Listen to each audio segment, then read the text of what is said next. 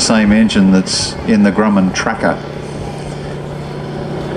The C model was for carrier qualifications and fitted with a tail hook. You can tell a C model because the bottom of the fuselage is actually notched right under the rudder.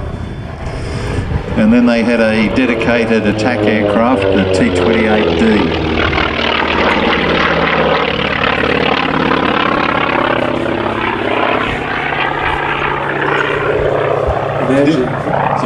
But imagine you've never flown an aircraft, you're just about to learn to fly, and you walk out and there's this monster on the ramp, and you're told that's going to be the first aircraft you learn to fly. It's actually very, very light on the controls, and you can actually, this particular machine started off with the Navy and then was transferred over to the US Army.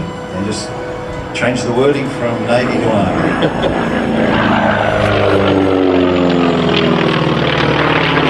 Yeah, but don't tell Navy that. There are a lot of T-28s flying in Australia, and the majority of those are actually combat veteran aircraft, that D models that served up in either Laos or in Vietnam. The number of hard points under the wing could carry different pylons. In the early ones you had one under each wing, and they could go up to 6, so 3 under each side. They could carry 500-pound bombs, napalm, different armaments, and some of them were also fitted so that you could mount a 50 caliber machine gun under it. They were known as the Ravens.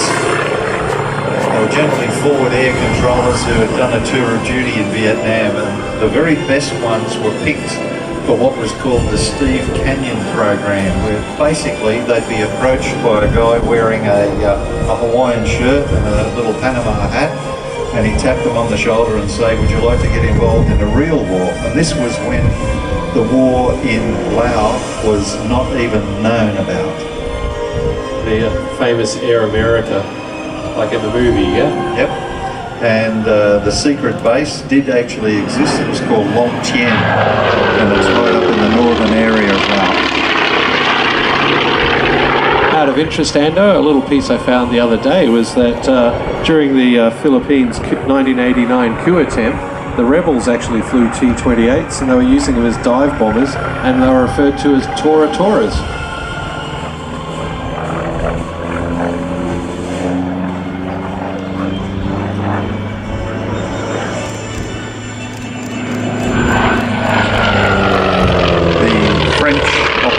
A version of the T-28 which they called the Fennec. They operated them in their African colonies, and the Fennec is a nocturnal Saharan fox.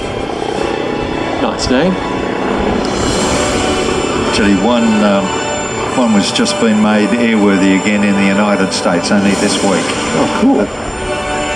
That's good info. Well, today this aircraft's being flown. Cessna eventually won that with their A-37 Dragonfly jet, but there was an attempt to modernise the T-28. They modified 3 of them with a 2,400 shaft horsepower Lycoming turboprop.